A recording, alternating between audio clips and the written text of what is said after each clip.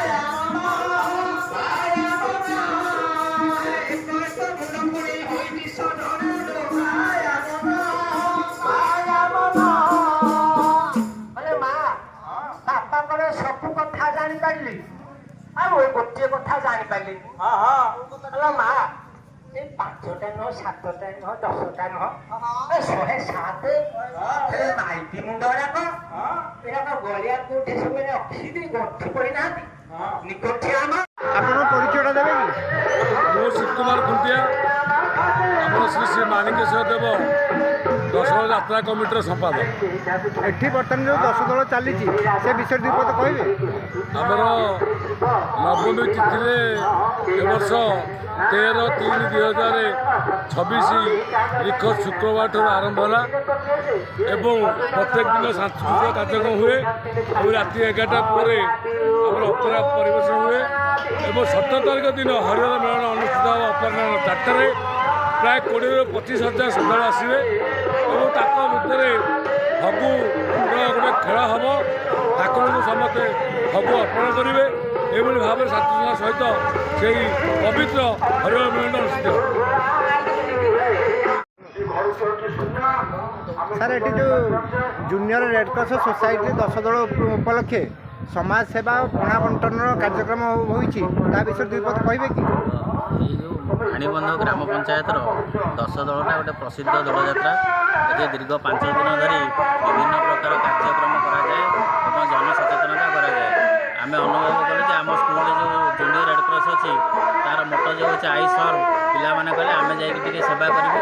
ଯେହେତୁ ଖରା ବର୍ତ୍ତମାନ ଅଧିକା ହେଲାଣି ଆମେ ଚିନ୍ତା କଲୁ ଯେ 10 ଦଳକୁ ଆମେ ଟିକେ ପଣା ବଣ୍ଟନ କାର୍ଯ୍ୟକ୍ରମ କରିବୁ ଏବଂ ଦୋଳଯାତ୍ରା ସରିଲେ ଯେହେତୁ ଏଇଟା ଅଳିଆ ହେଇକି ପଡ଼ୁଛି ତେଣୁ ଆମର ପିଲାମାନେ ସ୍ୱେଚ୍ଛାକୃତ ଭାବରେ ଆସିକିରି এই ପରିବେଶଟାକୁ ମଧ୍ୟ ଟିକେ ପରିଷ୍କାର କରିବାର ଯୋଜନା ଆମେ କରିଛୁ। ଆପଣ ପରିଚୟ ଟିକେ ଦେବେ କି? ମୋ ନାଁ ସନ୍ତୋଷ କୁମାର ବେହେରା। ଆମେ ଏଠି ସମସ୍ତେ ପଞ୍ଚପଲ୍ଲୀ ସରକାରୀ ଉଚ୍ଚ ବିଦ୍ୟାଳୟର ଶିକ୍ଷକ ଏବଂ ଷ୍ଟାଫ୍ ମାନେ ଉପସ୍ଥିତ ଅଛୁ। ଏଠି ଜୁନିୟର ରେଡ୍ କ୍ରସ୍ ସୋସାଇଟି 10 ଦଳ ଉପଲକ୍ଷେ ସମାଜ ସେବା ଓ ପଣା ବଣ୍ଟନର ଶିବିର ଖୋଲାଯାଇଛି ତା ବିଷୟରେ ଦୁଇ ପଦ କହିବେ? ନିଶ୍ଚିନ୍ତ ଆଜ୍ଞା, ଆମର ଏ 10 ଦଳ ଆମର ଦୀର୍ଘ 4 ଦିନ ଧରି ଚାଲୁଛି। ତ ଆମେମାନେ କ'ଣ କରିଛୁ, ଏଇ ଯେଉଁ 14, 15, 2 ଦିନ ଆମମାନେ 14 ତାରିଖ ଦହିପଣା ବଣ୍ଟନ କରିଥିଲୁ। ଆଜି ଛେନାପଣା ବଣ୍ଟନ ଚାଲିଛି। ତା ସହିତ ଆମେ 16, 17, 18 ଆଉ ଯେଉଁ 3 ଦିନ ରହିଲା ଆମମାନେ କ୍ଲିନନେସ୍ ପ୍ରୋଗ୍ରାମ୍ ବା ଆମର ଛାତ୍ରଛାତ୍ରୀମାନେ ସମସ୍ତେ ଯାହା ବି ଆମର ଦୋଳ ପରେ ଅସନା ହେଇଥିବ ଆମେ ସମସ୍ତେ ସଫା କରିବୁ। ଆମର ରେଡ୍ କ୍ରସ୍ର ଗୋଟିଏ ମୂଳ ମନ୍ତ୍ର ସେବା, ବନ୍ଧୁତା ଆଉ ସ୍ୱାସ୍ଥ୍ୟ। ତ ଏଇଟାକୁ ଆମେ ମାନିକି ଚଳିବୁ। ଏଥିପାଇଁ ମୁଁ ଧନ୍ୟବାଦ ଦେବି ଆମ ବିଦ୍ୟାଳୟର ପ୍ରଧାନ ଶିକ୍ଷକ ଶ୍ରୀଯୁକ୍ତ ଅମର କୁମାର ବେହେରା ସାର୍ଙ୍କୁ, ତା ସହିତ ଗାଁର ମୁଖିଆ ଦିଲୁ ବଗରାଜକୁ ଧନ୍ୟବାଦ। ମୁଁ ଏସ୍ଏମ୍ ପିଲା ମାଣି ଇଏ ଗୋଳ କହିବିନି ମୁଁ। ମାନସ ରଞ୍ଜନ କରଙ୍କ ରିପୋର୍ଟ ନ୍ୟୁଜ୍ ଉପାନ୍ତ ଖବର।